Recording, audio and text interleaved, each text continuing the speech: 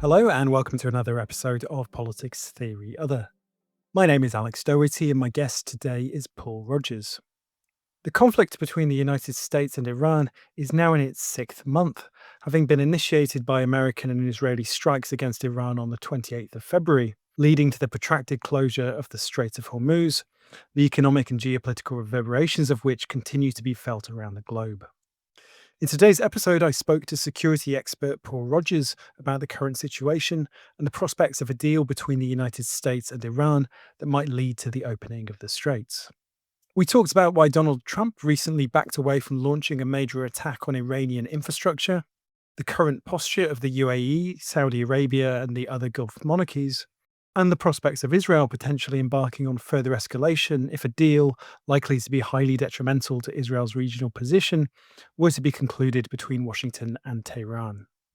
Paul Rogers is Emeritus Professor of Peace Studies in the Department of Peace Studies and International Relations at Bradford University.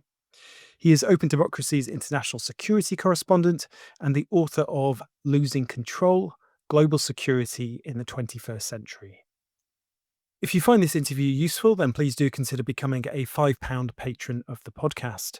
The show depends entirely upon listener support, and as well as keeping PTO going, you'll also get access to bonus content. You can support the show in pounds or whatever your local currency happens to be, and you can pledge any amount you choose. Go to patreon.com/polltheoryother to sign up.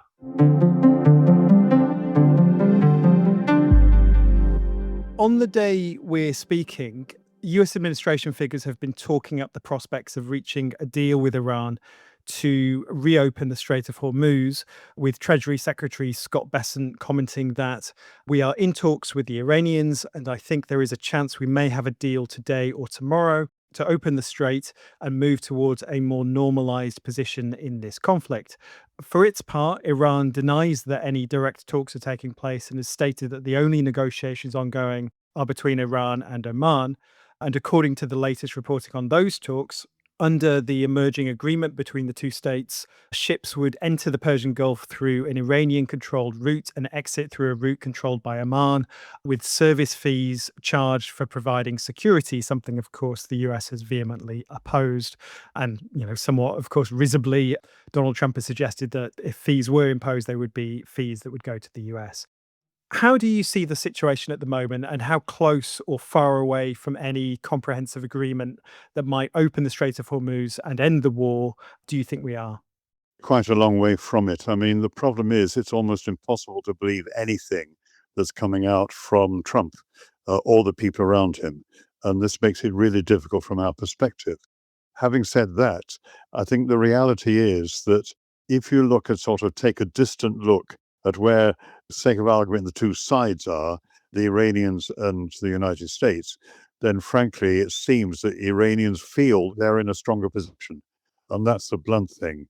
Trump can go on as much as he likes about destroying Iranian civilization and the rest. They just don't buy it and they're not threatened by it. The thing about this is that from the start, unless it was possible to get a complete regime change to a pro-Western regime, then the chances were this whole episode would not work from the start. And I think this is where the Americans now find themselves very reluctant to do so, particularly with the likes of somebody like Trump at the top, who simply cannot accept this. So I think the position now is pretty tricky. The thing here, the key thing is that the regime in Tehran, on balance, is more secular and tougher and more determined. And I think people haven't fully realized that. And the end result of this is that the regime itself believes that Iran can take more punishment than the Americans can mete out. And it is probably right on this. It would be very bad for the Iranian people, who are in a very difficult position by and large now, because the regime won't brook internal criticism. So a long-winded answer, I know, but the reality is the ball, if anything, is in Iran's court. And the thing we have to remember is that there do appear to be active negotiations involving Oman and the Iranians. So as far as the Omanis are concerned, this is something which they can work with, and they're going to continue to do so. That's probably a clear sign that the local view from either side of the Strait of Hormuz is to proceed in this way, and we'll see whether we can get a better agreement out of the Americans. Whether they can's another matter, but for the moment, I think we're back in a kind of rather dangerous, potentially violent stalemate. And just on the strength of the Iranian position, so I'm not sure if you saw it, but a few days ago there was an article in the Financial Times that argued that Washington is increasingly sort of fighting at a pace set by Iran, that Iran is not in the sort of reactive mode that perhaps characterized an earlier phase of the conflict, and that Iran is taking the initiative. We saw the launch of those preemptive strikes seemingly designed to exhaust the US and frighten its regional allies into acquiescing to Iranian control. Those attacks included the strikes against US military installations in Jordan, Houthi attacks in the Red Sea, and also these suspected drone attacks on tankers in the Suez Canal. The upcoming midterms, of course, would seem to present a particular window of opportunity with the prospect of electoral losses incentivizing Trump to make a deal and to make that deal quickly. So, would you agree with that? Do you see Iran as increasingly in the driver's seat? And do you think that they smell blood in the water, as it were? I think potentially that's probably right. I mean, the FT piece was a well thought out piece by people who know their stuff. And it does look that way increasingly. It's very difficult, I think, for anybody who does not look into these things in detail to even accept that because it is such a surprise. But it's worth remembering that, at a relatively early stage in this war, not long after the start, 28th of February, you have that extraordinary attack on the Prince Sultan Air Force Base, about 100 miles south of Riyadh, if I remember rightly. And that actually destroyed on the ground one of the really key airborne early warning planes and seriously damaged or destroyed 5 tanker aircraft. All of those were out in the open. There doesn't seem to be any defensive missile protection set up. And you would have thought that when the Americans actually experienced that, they would realize they were dealing with an entity, an enemy, that was a lot more tough and prepared than they realized. And I mean, we've heard a number of Iranian officials say, look, we've been preparing for this for the best part of 40 years. And you should remember that. Bit long winded, but I think, yes, this is not going according to the expectations on the American side. And there's a degree of hubris there, which I think is going to be very damaging for them. And that, of course, you then factor in the existence of Trump's personality, which makes it very difficult for the United States to react in a sensible way. And if anything, I think the Iranians are well up to this and understand this. If they are weak, then it's probably if you get major internal opposition to the regime, if the Americans really do go for a very heavy bombardment. But even then, you have major problems because the United States cannot really do a proper, really vicious war against Iranian infrastructure unless it has the full support, and I mean that full support, of Britain, because they have so many of their heavy bombers based at Fairford in Gloucestershire, and they're operating from there, that essentially they are a key part, and they would be an absolutely key part of this if it progresses to a major war. So there are problems ahead, I think, for the British government in that sense. But in the short term, who knows? I think we're probably going to see an American climb down in some way when sense prevails, but I don't see it in the near future. On that prospect of a major attack, so of course, just a few days ago, Donald Trump backed down after threatening just such an operation that would likely have meant destruction of Iranian civilian infrastructure in addition to attacks on military targets. Now, it was initially reported that this was due to the intervention of the Gulf monarchies and, in particular, Saudi Arabia, although it's since been suggested, including in a report from Reuters today, that the administration's decision was also influenced by the severe erosion of US stocks of precision missiles, which, if a major attack did take place, would necessitate the greater use of piloted planes to carry out bombing missions with the attendant risk of incurring casualties or perhaps presenting Iran with the opportunity to capture downed pilots. What's your take? Why do you think Trump did back away from that? One analyst pointed out that this was about the 12th occasion since 28th of February where the United States sort of backed down after Trump made a major threat. So I don't put too much count on that, that this is yet another of those occasions.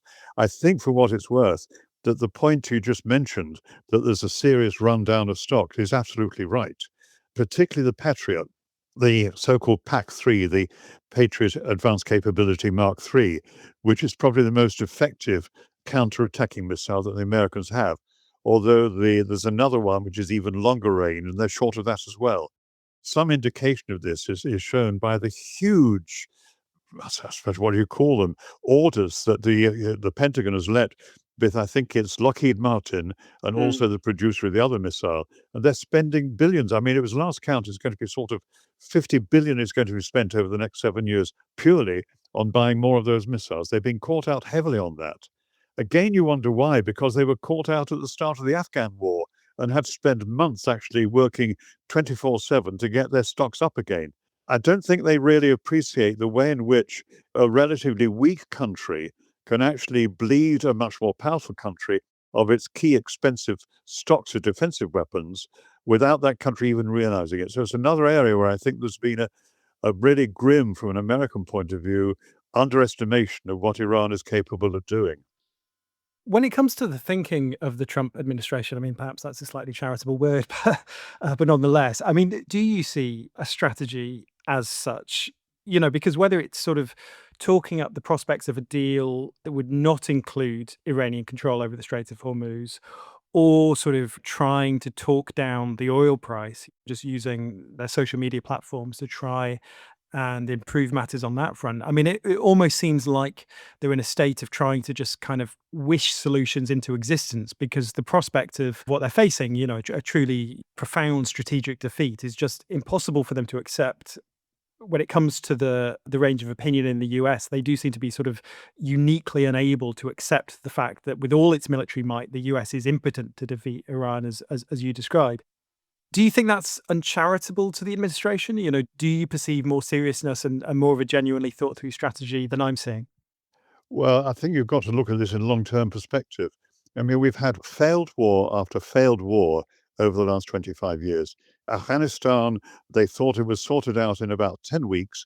Bush gave his State of the Union address in, what was it, January 2002, and extended the war to an axis of evil. Almost at that time, they were starting to experience very difficult, very problematic guerrilla raids in parts of Afghanistan, particularly in the mountainous parts. They were already in trouble there. Then you Mm. had Iraq. The statue in the square came down within 3 weeks. 3 weeks later, you had Bush giving his mission accomplished speech on, what was it, the deck of the aircraft carrier, the Abraham Lincoln. Yeah, so we had Andrew Marr describing this as Tony Blair's great vindication on BBC television. I remember around the time. But I mean, it's not just that, it's Libya as well. Yes, in some ways, ISIS was knocked back in the air war in what's 2014-18, but it's still around. And I think there's this realization that in this sort of conflict, all the power in the world really doesn't play very well.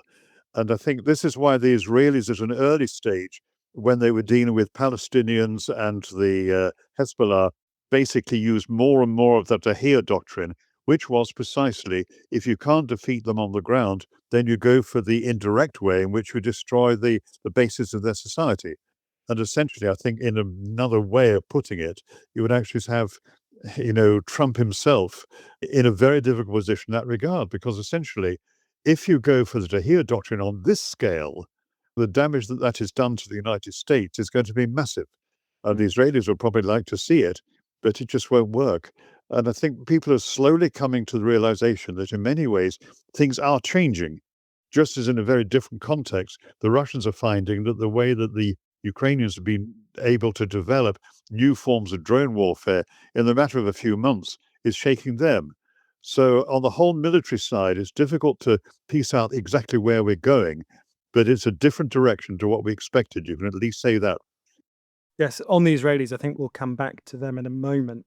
But first, though, last month saw an escalation of hostilities between the Houthis in Yemen and Saudi Arabia, with the Yemeni group launching missiles at Saudi Arabia in response to the kingdom's bombing of an airport that's under Houthi control. This effectively ending an already, incredibly fragile 4-year truce in the conflict between the kingdom and the group, which obviously is aligned with Iran. If the conflict expands and regionalizes further in this way, which side do you think is more advantaged? Is it the United States and its allies, or is it Iran, the Houthis, Hezbollah, and other regional forces? Well, I think basically, if you take the Iranians together with the Houthis and the possibility of actually making major problems for transit, not just through the Strait of Hormuz, but also into the southern end of the Red Sea, then essentially this is a very big escalation. And yes, I mean, it would cost the Houthis dear, but it would cost the world economy a heck of a lot.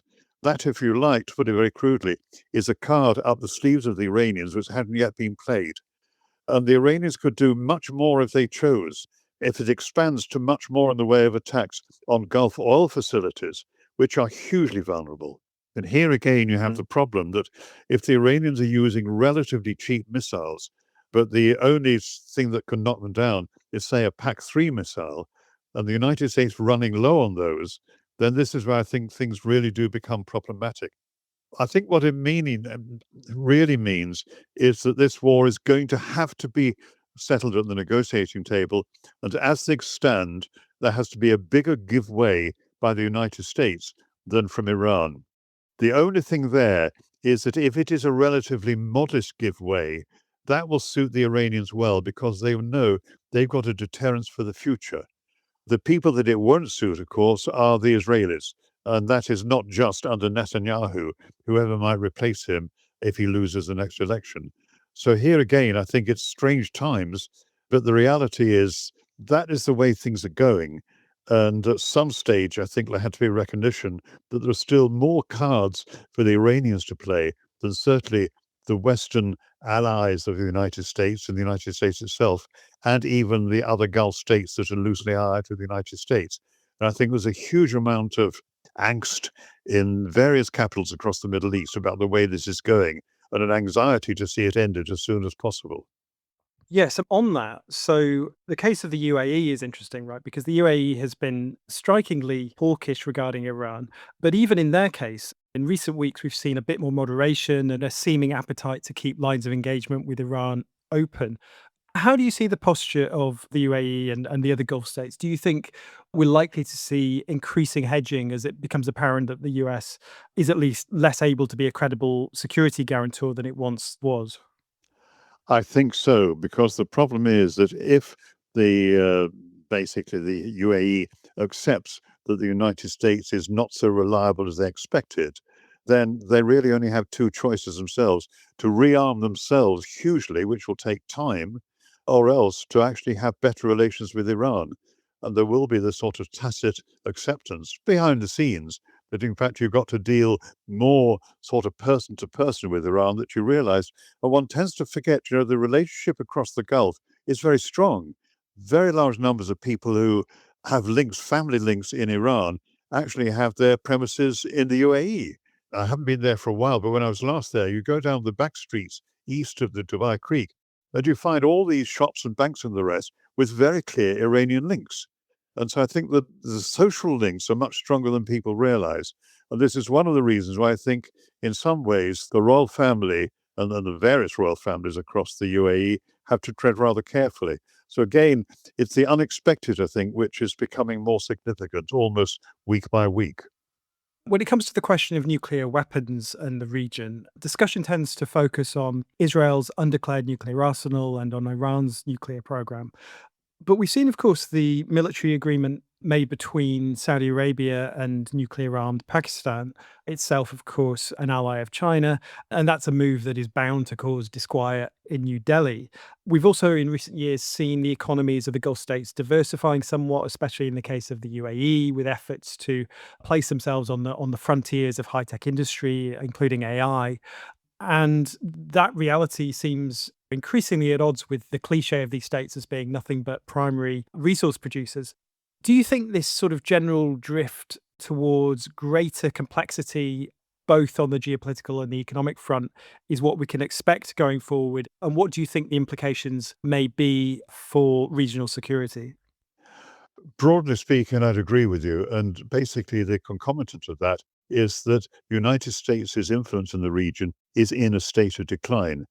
The one factor, of course, we haven't included, and I don't know whether it's important yet, is that certainly within the next 5 to 10 years, given the increasing problems of serious climate breakdown, there is going to have to be a more or less generalized downgrading of the importance of fossil carbon. I mean, it's a completely different subject, I know, but that I think is far more significant than people realize. We really do have a huge problem here, and it's going to certainly be within the next 5 to 10 years that things get extremely serious unless we go rapidly in for essentially defossil carbonizing, whatever you want to call it, as soon as possible, which is technically and economically possible. But there isn't the political will. But what that means, in a sense, is that any sensible country that is really oil and gas rich now certainly builds up its sovereign wealth funds as much as it can, but also accepts that over a 10-year scale, oil and gas are going to be less significant for a country like Saudi Arabia or the UAE, or for the matter, Qatar and others.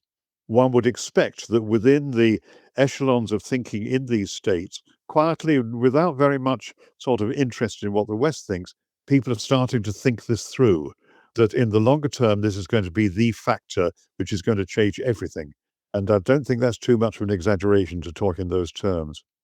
Regarding Israel, talks are currently ongoing in Rome between Israel and the Lebanese government. Talks denounced, of course, by Hezbollah.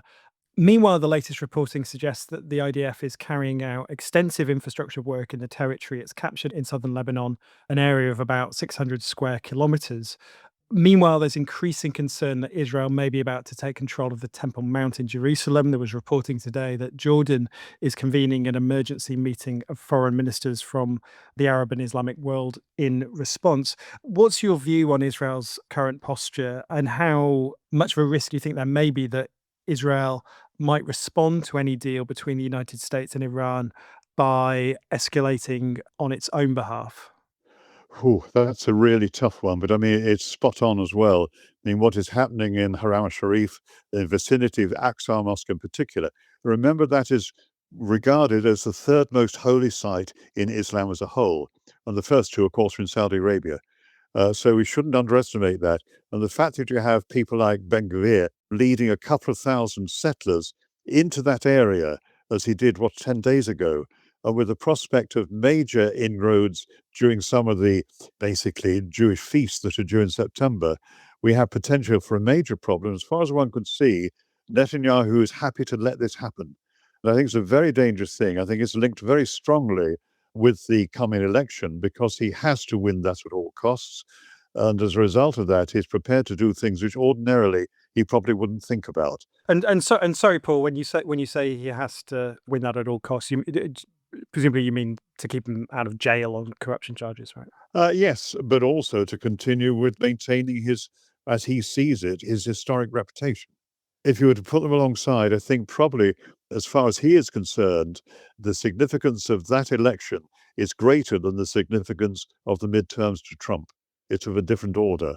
And this is why I think you're seeing this. And you're seeing all the moves on the West Bank making life much more difficult, and in Gaza too. As you say, they've now taken over the majority of the territory. Most of the Palestinians have been forced into the smaller area close to the sea, and we're dealing with them down to about 30% of the original territory, with Israelis either dominating or actually controlling the rest. They're not going to move away from that, whatever Trump may say.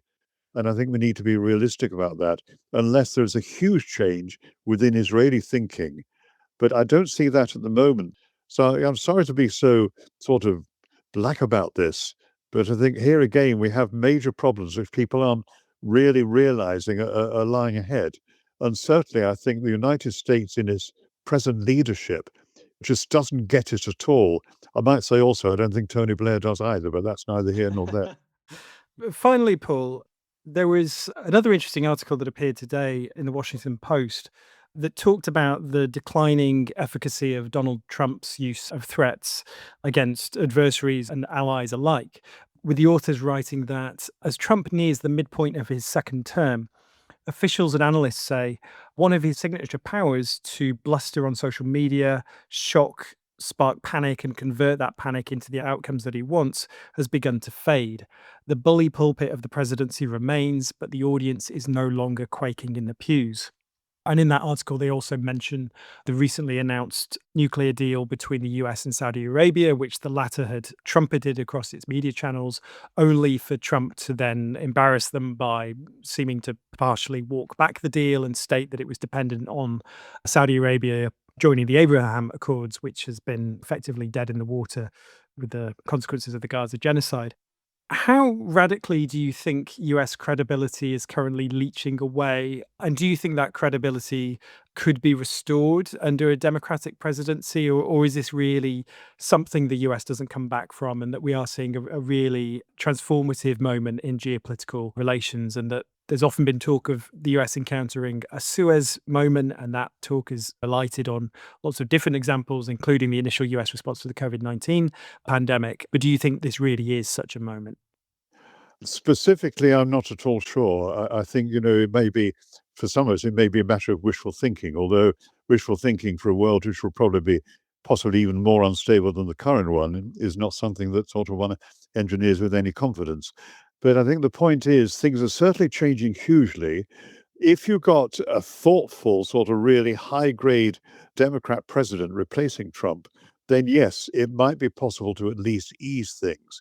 But I think to a very large extent, we are moving into a time where it's going to be much more of a bipolar world with a strengthening China and a relatively diminishing United States. The problem is that, of course, you're dealing with nuclear powers, and you're dealing with the United States, which is probably likely to be least stable at a time of decline, particularly if that decline is fairly rapid and very clear cut. And also, in that situation of decline, perhaps more likely to depend on the one area where they remain relatively dominant, right? The military side. Yes, and you're absolutely right there. I agree 100% with that. It's the one area where they can still claim to be the world's great power. But here again, the problem is that in particular conflicts, for all their power, they're not succeeded in getting the results they want. Not in Afghanistan, not in Iraq, and more not in Iran. So you're in this extraordinary position of the one area where the United States can, with justification, say we're doing all this, and for that matter, spending, was it $1.5 trillion on next year's defense budget, and it may get even higher than that. Yet it isn't having the effect in the areas where they're actually engaged in open warfare. So this, I think, is where it really does get problematic from an American point of view. What you want is a country which actually comes to its senses in time. And I'd say that for all our sakes, because if you have a country like the United States, which essentially is not able to get its act together, then that I think would be the really worrying time for just about any other country in the world that sort of has pretensions to have influence.